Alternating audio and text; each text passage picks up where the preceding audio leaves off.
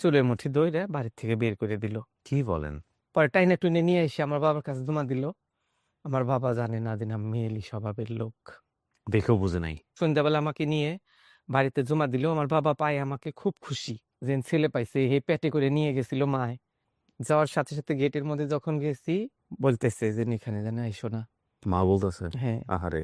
আমি বলছি মা আমি কি আমি এখানে আসবো না, তোমার কাছে আসবো না আমি। কোন মালিক চলে যা ভাই, হৃদের ভিতরে এক টুকরা গোস্ত আমার ভাগ্যে জোটে না। কেউ কোন আশেপাশে থেকে মাংসও দেয় না, সমাজ বন্ধ, সমাজেও তো নাই আমি। ঈদের দিন দুই মা বেটি ঘরের ভিতরে একা একা বসে বসে কান্না করি। আপনার কোনো অভিযোগ নাই আল্লাহর কাছে? না, আল্লাহ সৃষ্টিকর্তা, 5 ওয়াক্ত নামাজ পড়তে হবে, আল্লাহর ইবাদত করতে হবে, আল্লাহ মুকে আমাকে এর জন্য পাঠিয়েছে, কিন্তু আমি তা করা বাদ দিয়ে আমি হাতে তালি দিয়ে মানুষের কাছে চাই খেতেছি। আপনার মেয়ে আপনাকে মা হিসেবে ডাকে? দুইটাই বলে আমাকে, বলে এটা আমার বাবা, এটা আমার মা, অর্ধেক বাবা অর্ধেক মা। আসসালামু আলাইকুম প্রিয় দর্শক এবং শ্রোতা, আপনাদের সবাইকে আমন্ত্রণ জানাচ্ছি লাইফের একটি এপিসোডে।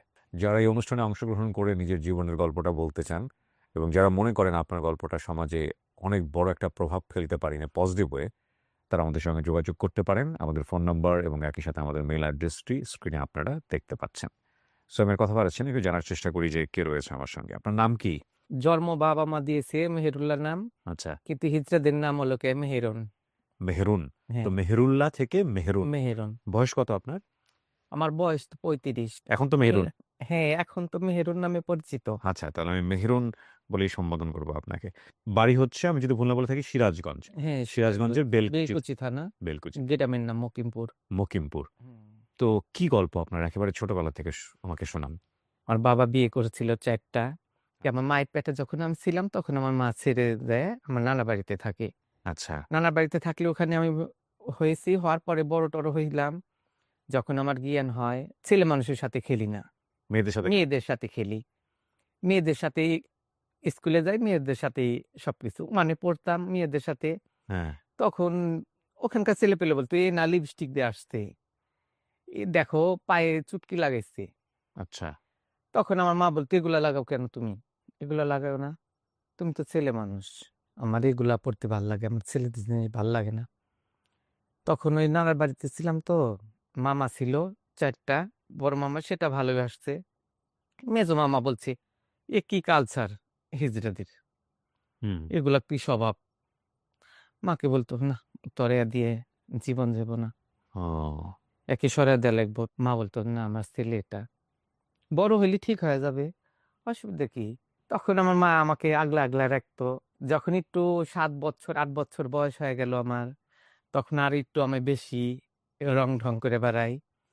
তখন মনে করেন যে আমার বাবা আমার মামারা মায়ের ধর করতো, অপমান করতো, রাস্তায় বারে বারে। এগুলো এগুলো করার জন্য? হ্যাঁ, এই আচ্ছা, যে স্কুলে যাই না, হ্যাঁ। ছোটবেলায় দিছিল সিরাজগঞ্জ মাহমুদপুর স্কুলে। স্কুলে যেতেন না কেন? স্কুলে গেলে পরে সবাই যে নানান খেপাইতো? রকমের কথা বলতো, খেপাইতো আমাকে, আমি আর যাইতাম না। তখন ওই মাঠে খেলবার যায় গোবর খুঁড়তে, খাইবার দিব কি, আমাদের তো খাওয়ানোর মানুষ নাই, কে খাইবার দিব, মা আর আমি।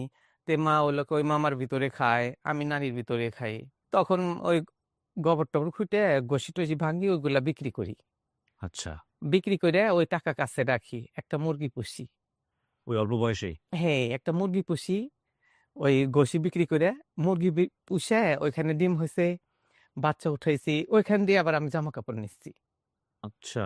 জামা কাপড় নিচ্ছি, মাকে বলছি যে তুমিও নেও। মা বলছে না, তোমাকেই তো দেয়া লাগবো আমার, আমি কোথায় পাই, তুমি যে নিশ্চয় এতই হয়েছে। এরকম করে চলছি।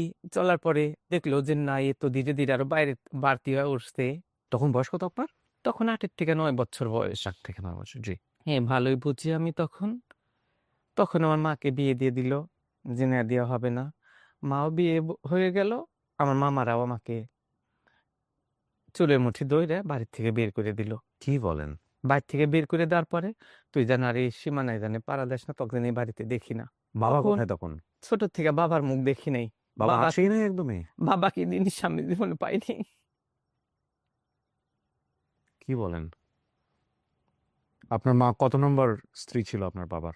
আমার বা একবার বিয়ে করছিল, সে মারা গেছিল। পরে হলো আবার আমার মাকে বিয়ে করছে। যখন আমাকে বের করে দিল তখন আমি কোথায় যাই, কোথায় দাঁড়াই আমি, রাস্তায় রাস্তায় কান্না করি। কোথায় যাব তখন?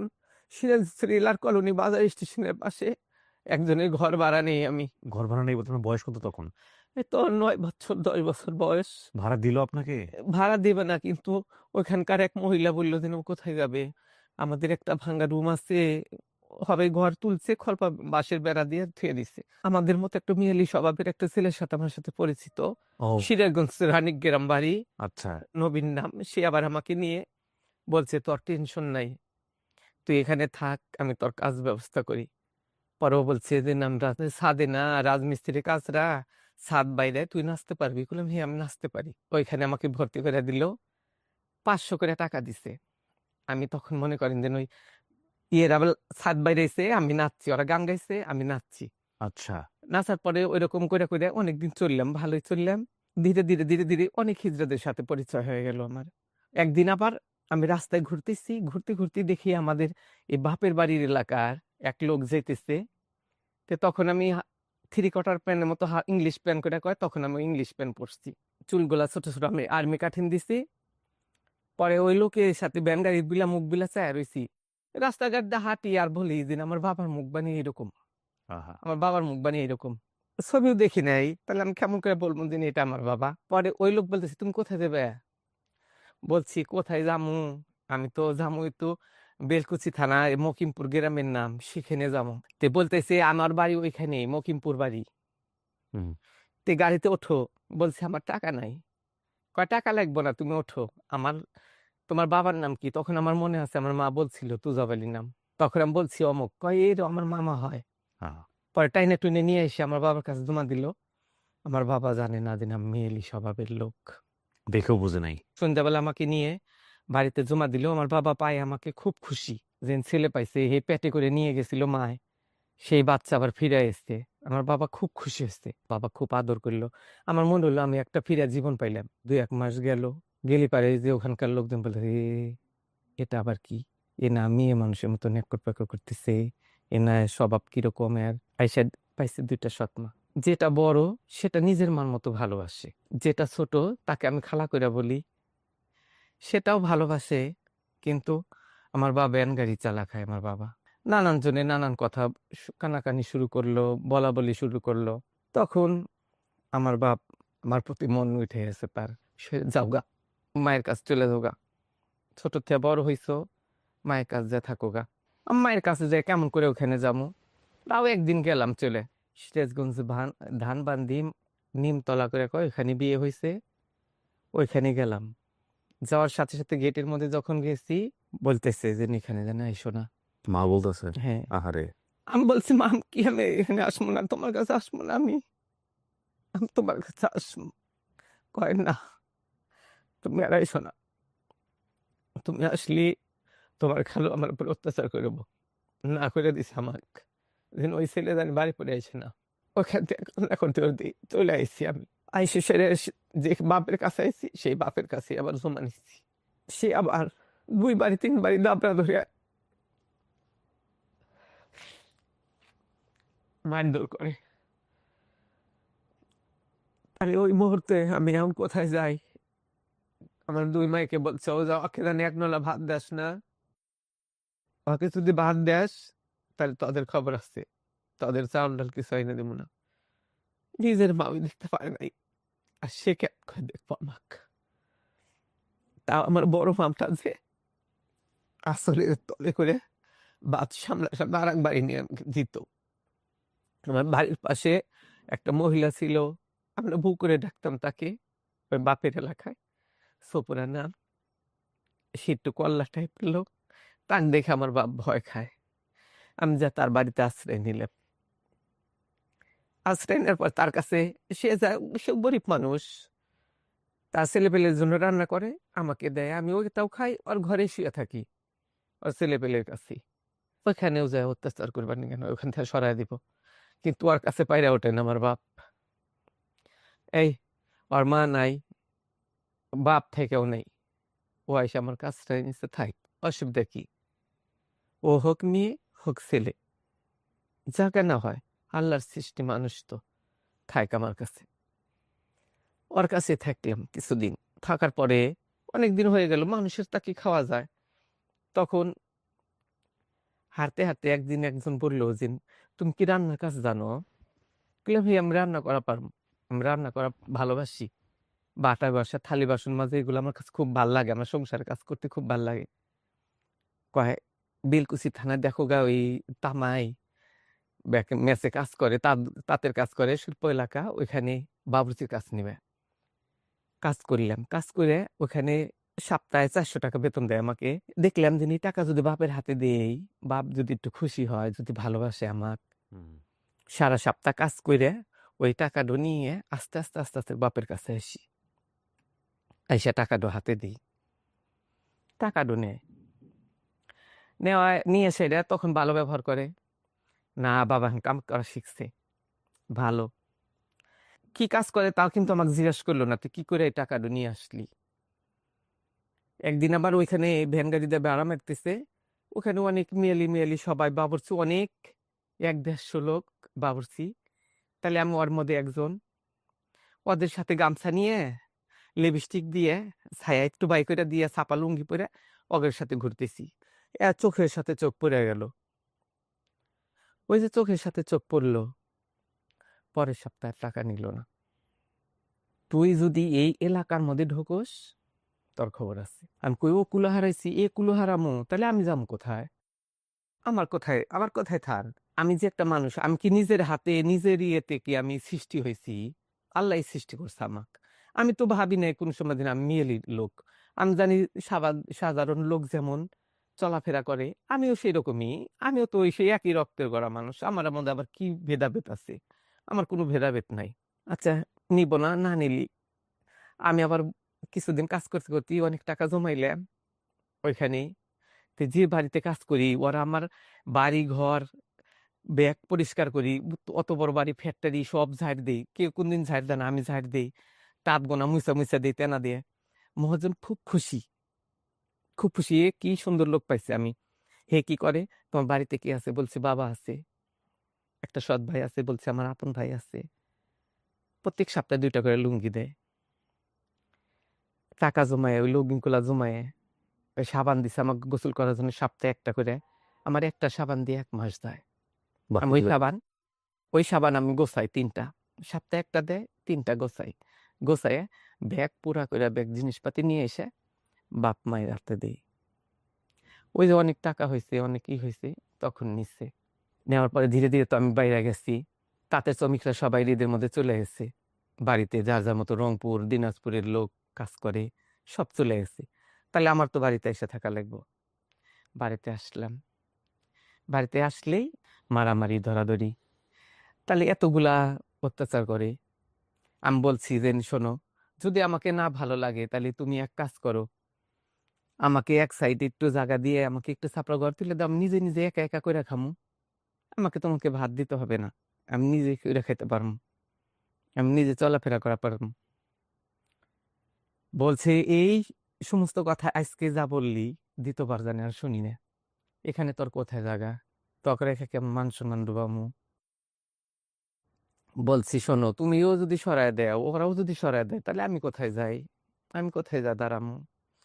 আচ্ছা, তাও তো হিসুব দিলই না। তখন আমার যে বাংলা ঘর ২টা, আমার বাপের ২টা বউ, একটা ছাপরা ঘরে থাকে, একটা বাংলা ঘরে থাকে। তারও অনেকগুলা ছেলেপেলে আছে। এখন ও ঘরে না শুয়ে ওই যে ছোপরা বউ, মোটা করে মহিলা, একটু চর্দার, ওর বাড়িতে যায় শুয়ে থাকি। শুয়ে থাকতে এখন অনেক দিন হয়ে যায়, চমিক এসে না। আমারও খুব অশান্তি হয়ে গেছে থাকা। বাড়ির কাজকার কিছু লোক আছে, বলছে আমাকে কাজে নেও, তোমাদের সাথে কাজ করবো। তুই কাজ করা পারবি? তুই কি কাজ করবি? তুই তো জীবনে এক চিমটি মাটিও সরাস নাই। তুই কি বা করে করবি? কইলাম, নেও দেখি পারি নাকি। কয়, তাহলে তুই একটা টুপি কিনে আমাদের সাথে আসিস। একটা টুপরি কিনছি সোমেশপুর হাটে থেকে, কিনে ওদের সাথে গেছি।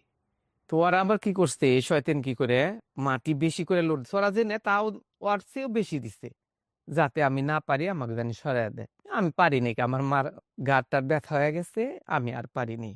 সরে আইছি, টুপি অন্যের কাছে থুই আইছি, সরে আইছি। আমাকে শয়তান কি করে লোড দিচ্ছে বেশি, আমি তো অত পারবো না। তাহলে ওরা যেবা স্বাভাবিক না, ওরা যদি আমাকে দেয় তাহলে আমি পারবো। সরে আইসা থাকতে থাকতে তখন বাড়াইছিল নসিমন যাত্রা। যাত্রা বাড়াইলি আমাকে বলতেছে, নাচা পারবি? বললাম, হে আমি এগুলা খুব ভালো পারি। কয়, তক কিন্তু বেশি দিমু না, 200 করে টাকা দিমু, তুই নাচ গান করবি। কইলাম, 200 টাকা দিবে খুব ভালো, আমি 200 টাকায় নাচমু, কিন্তু মানুষ ভালোবাসে যে 10-5 টাকা দিব সেটা কিন্তু তোমাদের দিমু না, সেটা কিন্তু আমি নিমু। কয়, আচ্ছা ঠিক আছে। তাহলে আমারও এত খেয়াল নাই যে না, আমি যদি এখানে নাচতে যাই আমার বাপ আমাকে আরো এলাকায় থেকে বের করে দিব। আমি মনের আনন্দে সাইজে আগলা চুল লাগাইয়ে সুন্দর করে টেজুইটা নাচতেছি। মানুষে অনেক টাকা ছুট দিছে ভালোবেসে, আমি সেগুলা নিছি। এই টাকা নিয়ে যখন বাড়িতে আসছি, এত বড় লাঠি দিয়ে রাস্তায় দাঁড়ায় রয়েছে বাবা! মারার জন্য। হ্যাঁ, এগুলা কি করলি তুই এলাকার ভিতর? শাড়ি পিন্ধে এভাবে নাচলি, এতগুলা কত লোক, এর ভিতরে তুই এগুলা আমার মান সম্মান ডুবাইলি। আমি 5 ওয়াক্ত নামাজ পড়ি, আমি কবর তুলি মানুষের, আর তোর জন্য আমার মুখ থাকে না। আমি নিজে নিজে ভাবলাম, না কথাটা তো সত্যি, এটা তো মিথ্যা কথা না। তাহলে তাগর তো মান সম্মান যেতেছে। তো বলতেছি যে না, আমার কাছে টাকা নাই তো সেজন্য গেছি। আর আমি তো সবসময় শাড়ি পরে থাকবো না, যখন ওরা নাচ গান করবো তখন নাচ গান করে আমি সরে আসবো। আর আমি যামুনি না, যা হয়েছে হয়েছে, আর যাবো না। দেখো আমি কথা দিলাম, আমি আর ওইখানে নাচবেন যাবো না। তো এখন সন্ধ্যা লাগার আগে যাদের সেখানে নাচছি তারা আবার দল বেঁধে আইছে। আর সে করতেছে, আজকে গেল না কেন? নাও নাও, চলে যাই, আমাদের সাথে নাচবা তুমি, তোমার নাচ গান দেখে সবাই খুশি হয়েছে, দল আমগর ভারী হয়েছে, এখন খুব ভালো লোকজন অনেক টাকা টানতেছে, তোমাকে নিয়ে যা লাগবে। নসিমন গান, এই যাত্রা। পরে আমি ওখানে আবার গেছি, ওরা ডাক পেটাইছে, আবার চলে গেছি। আবার চলে গেছি, আমার বাবা লাঠি নিয়ে সেখানে চলে গেছে বাইরের জন্য, চলে গেছে। তো ওখানকার লোকজন সবাই ধরছে, "এই, তোমার ছেলে তাতে কি আছে? তোমার ছেলে না আমাদের ছেলে, নাচতেছে, নাচুক গা, কি হয়েছে? এ তো আর মেয়ে হওয়া যায় নাকি, মেয়ে হওয়া সাইজা নাচতেছে, নাচুক গা, সবাই আনন্দ করতেছে, নাচুক গা, অসুবিধা নেই।" সেদিনকার গুলা কথা শুনে আমার বাপ চলে আসছে। এখন ধীরে ধীরে ওই যে 10 জনে দেখছে, কত লোক, শত শত লোক দেখতেছে আমি শাড়ি পিন্ধে নাচতেছি, তাহলে হিজড়া নামে আমি পরিচিত হয়ে গেলাম। হে পরিচিত যে হইলাম, পরিচিত হের থেকে শুরু হয়ে গেল হিজড়ারা সংবাদ। সংবাদ পাইলাম, আমার বাপ কি করলো, বলছে দেন তুই এই মান সম্মানের খাতরে আমি এই যে কবর তুলি, এই কবর তোলাই আমার বিফল, আমি নমাজ পড়ি এটাও আমার বিফল, এই আজকে এই সেকেন্ডের মধ্যে তুই কাপড় চুনে বাড়া চলে যাবি এই মুহূর্তে। আমি কইলাম, এগুলা কইও না বাবা, আমি যদি এখন বাড়া চলে যাই আমি কোথায় যা দাঁড়ামনি? তুমি কইছো আমি একটা যে কোনো জায়গা ঠিক করে কাজটা ঠিক করে আমি চলে যেতেছি, আমি মধ্যে সজ্জা আসবো, মধ্যে সজ্জা এটা কোনো সময় আসতে পারবি না তুই। তখন আমি কইলাম, যে তাহলে আমি কি কোথায় যাই? আমি তো তেমন কোনো জায়গাও চিনি না, আমি কোথায় যাবো? দিয়ে দিয়ে বললাম যে ওই হিজড়াটা যে বললো যে আমাদের ডেরা আছে, ডেরার ওইখানে খুব ভালো নিজে স্বাধীন মতো চলা যায়। তে ও বলছিল যে কড্ডার মোড় তুমি রেল গেটের ওইখানে যাইবে, গেলে পারে আমাদের পাইবে। তখন ধীরে ধীরে ধীরে ধীরে ওখানে চলে গেলাম। যা সারে দেখি ওরা রান্না করতেছে, কেউ বক্স বাজাইতেছে, কেউ শাড়ি পিন্দে, কেউ সালোয়ার কামিজ পরে বসে বসে রয়েছে। যাওয়ার সাথে ওরা খুশি হয়, আমাকে 3 পিস বাই করে দিল, পরা দিল, সাজায় দিল। ওইখানে থেকেই নিজের এলাকা দিয়ে কালেকশন বারে, এই যে অমুকের স্থলেরও এই যে নসিমন গান গাইছে সেটি, এরকম করে চলতে চলতে একদিন আবার আমার বাপ বলতেছে যে বাড়িতে যাইস তো, তোর সাথে কথা আছে, কড্ডামর দেখা, বাড়িতে যাইস, তোর সাথে কথা আছে। বললাম, যেমনই। কয়, কাপড় চোপড় খুলে লুঙ্গি শার্ট পরে যাইস, এরকম করে দেন যাস না। যাওয়ার সাথে সাথে হাত ধরে বলতেছে, এই এলাকা ছাড়া দূরে কোথায় যায় কইরা খাওগা? আমি বলতেছি, আমি এলাকা চিনি না, কোথায় যাবো আমি, এখানে রয়েছি, যদি অসুবিধা হয় আমি যাব না। বলছে, না তুমি অন্য কোথাও চলে যাবো, মান সম্মান থাকতেছে না। এগুলা তোমার মা যদি থাকতো, তোমার মা বুঝতো যে হে এর অত্যাচার কি? কিন্তু তোমার সৎ মা, ওরা বুঝবো না। তুমি আর এই এলাকাটা কালেকশনে এসো না, এলাকা কালেকশন বন্ধ করো। যাই হিজড়াদের কাছে বললাম, বল না, হিজড়াদের কোনো মা বাবা নাই, বাড়ি থেকে তো বের করেই দিছে। আমরা যেখানে হাত পাতমো, যেখানে পেটটা ভরবো, সেখানে আমাদের যেতে হবে। আচ্ছা, ওদের সাথে সাথে পিছে পিছে যাই। গেলে এখন হিজড়াদের লাঞ্ছনা, এক মুঠ ভাত খায় কিন্তু লাঞ্ছনা থেকে মুক্ত পাই না।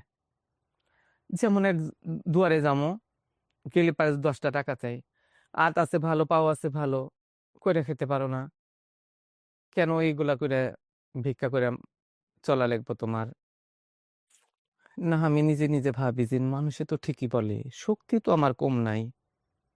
না, হিজড়াদের কাছে থাকতে থাকতে থাকতে থাকতে একদিন এক বাচ্চা নাচিতে গেছি, হবে বাচ্চাটা হয়েছে। মা দেখে আমাকে দেখে খুব চিক্কুর। আমি বেশি কিছু বলি নেই, বলছি কি বাচ্চা হয়েছে? 10 সাল চিক্কুর। ওইটা দেখে বললাম যে "দেখছ, আমার মা কি আমার একটা বোন ওইরকম করে চিক্কুর দিত, তাহলে আমার কিরকম লাগতো?" ওখান থেকে আমি আলগুজতে সরে এসে ওগুলো বলছি যে হন, এখানে এখন যা যাবো না, ওই মহিলাটা কান্না করতেছে, কয়দিন পরে এসি। হবাই হয়েছে কয়দিন পর না, এগুলা কি কয়, এ একজনের এক রকমের কথা। আজকেই নিয়ে যাবো, আইসি হিজড়া কোনদিন বাড়া যায়, আজকেই নিয়ে যাবো। তখন আমি ভাবলাম, না, আমি হিজড়া মানুষ, এক পেটের জন্য আমি এতকে মানুষের পরে করে যাম? হাটে গেলে 10 টাকার জন্য মানুষের কাছে এমনও মান সম্মানের কাপড় মানুষের কাছে দেওয়া লাগে। তে ওগুলা করার চেয়ে 10 টাকার চেয়ে যদি কোনো কর্ম করে খেতে পারি তাহলে ভালো হয়। নিজে নিজে আগে থেকে মন্তব্য করলাম এগুলা, যে এগুলা পথে থাকবো না। আমি হিজড়া, তাতে কি আছে? আমার শরীরে শক্তি আছে, আমি করে খাইতে পারবো। অনেকদিন ধরে এগুলা হিজড়ার কাছে থাকতে থাকতে এগুলা মন্তব্য করি। তো হিজড়াদের কাছে যে টাকাগুলা আমি যে কাজ করি, এগুলা আমি নিজে নিজে নিজে নিজে কিছু কিছু করে জমাই, যে না আমার পায়ের তলে মাটি নাই। নিজে যে একটা প্রতিষ্ঠানে দাঁড়াবো, সেটা তো টাকা ছাড়া তো হবে না, আমাকে কেউ তো হেল্প করবো না। তখন ওই চরের ভিতরে জায়গা, তখন আসছিল 1000 টাকা ডিসিমাল। তখন কিনতে চেয়েছিলাম, তখন কেনা পারিনি, টাকা পয়সা ছিল কম। ধীরে ধীরে ধীরে ধীরে হইল কত, 18,000 টাকা ডিসিমাল। তখন আমি টাকা পয়সা, ওই হিজড়াদের একটা সমিতি ছিল, ওখান থেকে টাকা উঠাই, আবার নিজে নিজে কিছু গোছাই, গোছা গোছা গোছা গোছা রাখে ওই টাকা দিয়ে একটু জায়গা কিনি। কতটুকু? 12 ডিসিমাল। 12 হ্যাঁ, জায়গা কিনে ওই জায়গায় যখন কিনি তখন ওই এলাকার লোক এসে দিল বাধা, এখানে কোনো হিজড়া পাড়া তো চলা যাবে না, হিজড়া থাকলে এটা বলবে হিজড়া পাড়া। তখন বললাম, ভাইয়া শোনেন, হিজড়া পাড়া না, এখানে আমি থাকবো, আপনি দেখেন আপনাদের কোনো রকম ডিস্টার্ব হয় নাকি। শোনেন, হাতের নখ 5টা 100 মান না, মানুষ 100 মান না। বলছে হিজড়া কোনো থান হবে না এখানে। তখন আমার জায়গা রেজিস্ট্রারি হয়ে গেছে, খারিজও আমি বাই করে ফেলা দিছি, আমাকে আর উঠান পারবে না। হয়তো কি আমি 1 বছর পরে আসবো এই জায়গায়, কিন্তু জায়গা তো আমি মাইপা নিছি। আমি আর 2-1 মাস ওইখানে গেলাম না, যে মানুষ ঠান্ডা হোক। মানুষের সাথে ঝগড়া করা যাবে না, মানুষকে বুঝাই একটা জিনিস করা লাগবে। হিজড়ারা বললে, আই চল আমরা যাই, সবাই যাই, সবাই যায় ওদের সাথেই করি। আমি সবাইকে বললাম, শোনো, এটা কিন্তু সবাই যাওয়ার কাজ না। এখানে মানুষ আমাদের অনেক কিছু ভাবে, এটা আমার ভাবা থেকে মুক্ত হওয়া লাগবে আমার। মানুষ জানি ভাবে যে না, এটা 10 জনের মতো এগুলো এরকম নাই। তখন ধীরে ধীরে ধীরে ধীরে মুখে নাকে যাই, ওর ভাবির সাথে কথা বলি, ওর ইয়ের সাথে কথা বলি, কিন্তু জায়গা ফাঁকা। আমার যেখানে বাড়ি সেখানে আশেপাশে কোনো বাড়ি নাই, চড়ার ভিতর, নির্ধুম চড়া। ধীরে ধীরে ধীরে ধীরে যায় এটা কি বেলকুচি থানাতেই? বেলকুচি থানাতেই, ওকে। নদীর ওপার, হাইটা যেতে হয়, নদী পার হওয়া লাগে। আপনার বাবার বাড়ি থেকে কত দূর? আমার বাবার বাড়ি থেকে 3-4 মাইল হবে। ও, অনেক দূরে। হ্যাঁ, ওইখানে যখন আমি একটু মাটি ফালায় হেরে একটা ছাপড়া ঘর উঠায় আমি রাত্রে যখন রইলাম, সারাদিন একটু ভালো লাগলো। যখন সন্ধ্যার আজান দিল, এই মনে করেন যে এমন আন্ধার হয়ে গেছে, আমার এমন দম টমাইট কাশতেছি, আবার কি আমি কোথায় রইলাম, একদম অন্ধকার।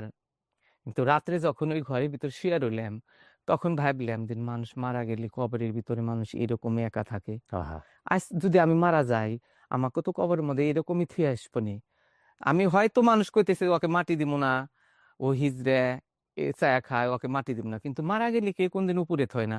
হয়তো ২-১ কথা বলবো, তারপরে ঠিকই মাটি দিব। এই ভাইবে রাত্রে আমি ওখানে রাত কাটাইলাম। কাটাতে অভ্যেস হয়ে গেল আমার ওখানে রাত একা, একা। একা, একা। আশেপাশে কেউ নাই। আশেপাশে কেউ নাই। ওই একাই রান্না করি, একা খাই, একা একাই থাকি। এবার করতে, করতে হিজড়াদের কালচার থেকে বের হয়ে এলাম। আজকে এসে ২ দিন থাকি, ওই বাড়িতে যাই না। ওরা এসে বলে, "চল, যাস না কিসের জন্য?" কই, "না, আমার শরীরটা ভালো না। আমি ২ দিন এখানে থাকি। দেখি কেমন লাগে আমার থাকি।" এরকম করে, করে থাকলাম। থাকার পরে একদিন আমার বাবা বলতেছে, "আসো, বাড়িতে আসো, তোমার বোনের বিয়ে। তে সাথে থেকে বিয়ে-টিয়ে দিয়ে দিও। আসো।" তো আমি বলছি, "না বাবা।" বাবা যখন বলছে তাহলে যাই। বাড়িপুরে গেছি। বলতেছে, "আইছো, বেশ ভালো কথা। বিয়ের কোনো লোকজন জানি তোমাকে না দেখে।" তে বলছি, "ঠিক আছে। আমাকে কেউ দেখবে না। আমি বিয়ের আশেপাশেও আর আসমুনি না। কিসের জন্য আমাকে বিয়েতে আসতে বলছো যেহেতু আইছি। তাছাড়া তো আসলামই না। আর আমাকে এখন বিয়ের কোনো লোকজন দেখবে না। দেখবে না এরও ঠিক আছে। আমি আর আসবনি না। যখন বিয়ে হয়ে যায় তখন আমি এসে বোনকে দেখে যাবনি।" বইলা বাড়ি থেকে বাড়া চলে আইলাম। আসলে কিছুদিন পরে সংবাদ আসলো, তোমার মা মারা গেছে। ওই যে আমার মা যে বিয়ে হয়েছে, মা মারা গেছে। আপন মা। হ্যাঁ, তাহলে মাকে তো দেখতে যেতে হবে। যেহেতু আমার জননী মা আমাকে পেটে রাখছে, ১০ মাস ১০ দিন পেটে বোঝা বাইছে, লালন পালন করছে, মাকে দেখতে যেতে হবে। ওই যে মার সেটে আমার নাম্বার ছিল, ওই পক্ষের যে ভাই বেরাদার ছিল, ফোন দেয়া বলছে, "খবরদার, সীমানায় জানি তক যেন দেখি না, মানে কি লাশও দেখতে দিবে না? লাশও দেখতে দেবে না, যাইতে দেবে না, সীমানায় পাড়া দিতে দেবে না।" আমি ঘরের ভিতরে মনে হইলো যেন আমি দরজার সাথে দড়ি বাজায় আমার নিজের জীবনটা নিজে দিয়ে দেব। কিন্তু দিলাম না। বললাম, "না, থাক।" আপনি দেখতে পারেননি মায়ের লাশ? না, আমার মাকে মাটিও দেই নাই, দেখিও নেই। অতিরিক্ত করেছেন আপনারা। অনেক বেশি করেছেন। এগুলোর জবাব আল্লাহর কাছে দিতে পারবেন কিনা জানি না। আজকের এই এপিসোডটা ওর এলাকার লোকজন সবাই দেখবেন। ওর কথাগুলো যদি সত্য হয়ে থাকে, তাহলে আপনারা ধর্মের ধও জানেন না। রিলিজিয়ন ইসলাম যা বলেছে, আমরা ধরে নিচ্ছি আপনারা সবাই মুসলমান ধর্মের অনুসারী, আপনারা জানেন না। এবং আপনারা যে জানেন না, এটা বোঝার জন্যে বড়, বড় কিতাব পড়ার দরকার নাই। আপনারা আপনাদের এলাকার যে বড় ইমাম আছেন, যার পেছনে নামাজ পড়েন, এগুলো যদি করে থাকেন ওর জীবনে, আপনি তার সাথে কথা বলে থাকেন। অন্যায় করছেন, চরম অন্যায়। এবং বান্দার হক নষ্ট করে কখনোই আপনি জান্নাতে যেতে পারবেন না। আপনি পীর, মাশায়েখ, কামেল যাই হয়ে যান না কেন দুনিয়া থেকে, ওর হক নষ্ট করছেন আপনারা। জি। মাকে মাটিও দেই নাই, মাকে দেখিও নেই। বুক তো তোমার ছিঁড়েই যায়। আমার সবকিছু দেখান যায়, কিন্তু বুক ফাইড়া দেখান যায় না যে মনের ভিতরে কতটুকু আগুন, কতটুকু আমার দুঃখ আছে। কিন্তু আজকে আপনার কাছে এসে দুঃখটা প্রকাশ বলেন আপনি, আমি শুনবো। এখন একটা মেয়ে দত্তক নিয়ে আমি পালি। দত্তক নিলেন কিভাবে? ওই যে আমার একটা ভাই ছিল, যে সৎ ভাই ছিল, সেই ভাইটা খুব গরিব মানুষ। ওই মেয়েটা টাকার জন্য অন্য জায়গায় বিক্রি করে দিত। তখন এসে কান্না করতেছে, ৩০,০০০ টাকা হলো কে, আপনার হাসপাতালে বিল হয়েছে, অপারেশন করছে ৩টা, তাহলে সে টাকা তো দিতে পারতেছে না। আমার ভাই এসে দেখি কান্না করতেছে রাস্তার ওইখানে।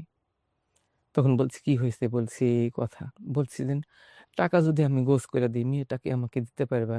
আমি নিজের মনে, নিজেরটাই তো, তারপরে আমার বাচ্চা কাচ্চা নাই, আমার তো শখ হয় একটা বাচ্চা পালার। ও বলছে, "ঠিক আছে।" তখন আমার ভাইকে ওই জমানোর টাকার থেকে ৩২,০০০ টাকা হাতে দিছিলাম। দিয়ে, "বাচ্চাটা আমাকে দিও।" আমার ভাই যখন নিছে ১ ঘন্টা পরে আমাকে বাচ্চাটা এনে হাতে দিছে। বাচ্চাটা নিয়ে আমি এত খুশি হইছি যে, না, আমার একটা শক্তি, আমার একটা জোর, আমার ওই বাচ্চাটা। তখন ওই বাচ্চাটা আমি নিজে, একটা মা যে একটা বাচ্চা পালে, তখন আমি ভাবছি যে, না, আমার মাও তো আমাকে এরকম করে পালছে। এই বাচ্চাটা এই কাহেলে রাখতে, রাখতে এই হাতটা এরকম বেঁকা হয়ে গেছে। আবার ওই বাচ্চা যখন রাত্রে ঘুম পারে নাই কে, ওই ফিডার নিয়ে, নিয়ে এখানে বুকের কাছে নিয়ে, নিয়ে খাওয়াইছি। কান্না করছে। কইছি, "কি করলি চুপ করব?" ওই রাত ২টা ৩টা পর্যন্ত নিয়ে নিয়ে ওকে জাগাইছি। আর কইছি যে, "দেন একটা বাচ্চা মানুষ করে এত কষ্ট।" তখন আমি মনে করেন যে ওই হিজড়াদের কালচার থেকে একদম বেরিয়ে আইলাম। হুম। চরে যে বাড়িটা করছি সেখানে এসে একবারে বইসা পড়লাম আমি। কইলাম যে, "না, আমি আর এগুলা কালেকশন করে খামু না। মানুষের দ্বারে, দ্বারে হাত পাতমু না। ভিক্ষা কইরা খাওয়া খুব খারাপ কাজ। আমার শরীরে শক্তি আছে, সব আছে। আমি নিজের পেটের ভাত, আমার ২ জনের পেটের ভাত এখান থেকে আমি গোছামু।" তখন আমি বাড়িতে এসে একজনের জমি বর্গা নিলাম। ২০ ডিসিমাল জায়গা ক্ষেত। বর্গা নিলাম, বললাম যে, "আমাকে দেন, আপনি দেখেন। আপনি যেবার ১০ জনের শস্য দিছে, আমি ঐরকমই শস্য দিমু।"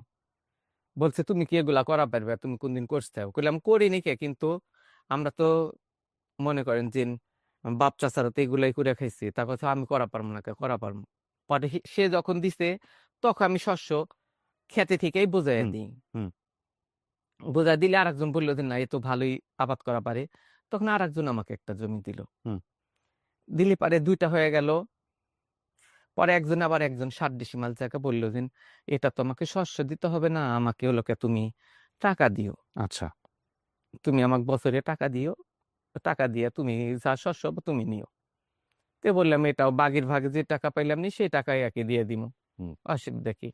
এই ৩ টা ক্ষেত নিয়েই এখন আবাদ করতেছি। এই ৩ টা ক্ষেত নিয়ে চলতেছি। এর মধ্যে মামুন ভাই, মামুন বিশ্বাস, সে আমাকে উ ওই রুবেল ভাই তাকে ফোন দিয়ে দিছিল।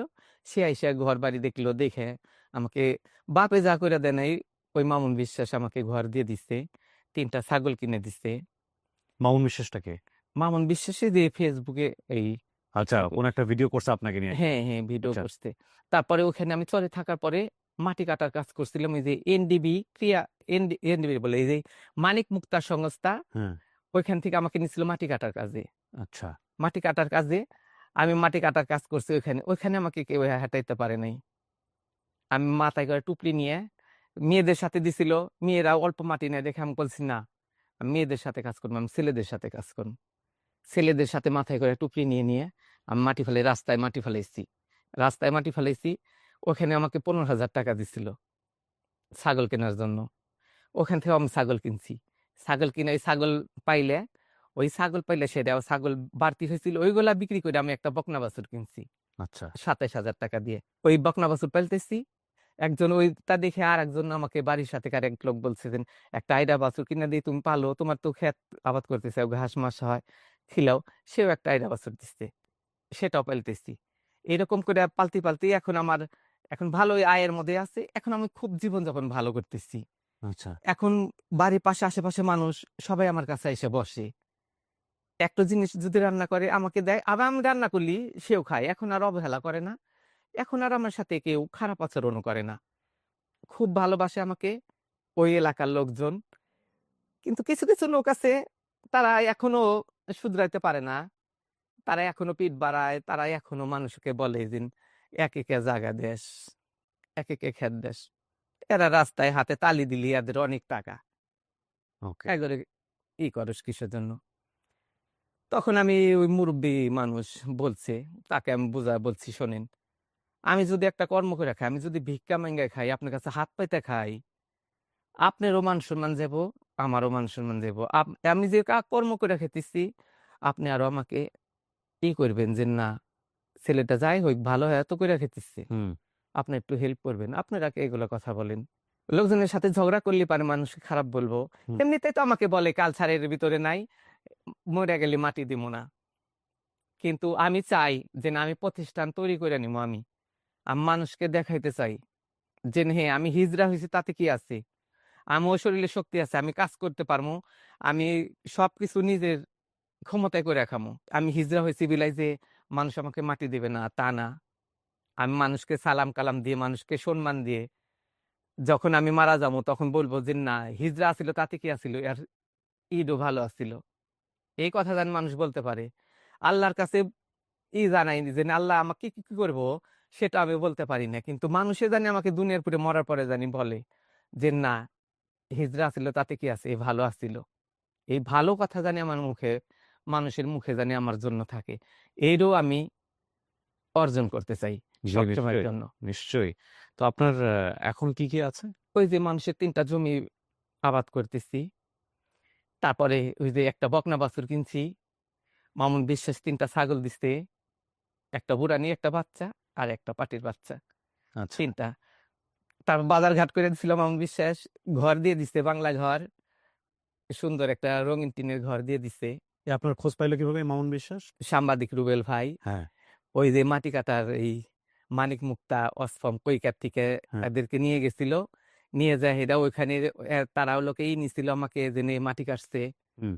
তখন মামুন বিশ্বাস যখন ওই রুবেল ভাই যখন আমার কথা শুনলো, যখন আমি রুবেল ভাইকে বললাম যে ভাইয়া দেখেন এই আশেপাশে কোনো বাড়িঘর নাই, কিন্তু আমি রাত্রে একা একা শুয়ে থাকি এই বাচ্চাটা বুকের মধ্যে নিয়ে, আর বাচ্চাটাও অভ্যেস হয়ে গেছে একাই বাড়ির ভিতরে থাকে, তারপরে আমিও একাই থাকি, আর দেখেন আমার কি অবস্থা কি হাল, কোন মালিক চলে যায় ভাই, হৃদের ভিতরে এক টুকরা গোস্ত আমার ভাগ্যে জোটে না। ওই যে রাস্তায় আমি বাড়াই না, কেউ কোন আশেপাশে থেকে মাংসও দেয় না, সমাজ বন্ধ, সমাজেও তো নাই আমি। ঈদের দিন দুই মা বেটি ঘরের ভিতরে একা একা বসে বসে কান্না করি যে আজ যদি ভালো হইতাম, সমাজে থাকতাম, সমাজের মাংস হাফ কেজি হইলেও তো পাইতাম, কিন্তু আমাকে সমাজে রাখে নাই, সমাজ থেকে বের করে দিচ্ছে। আপনার বাবা বেঁচে আছে?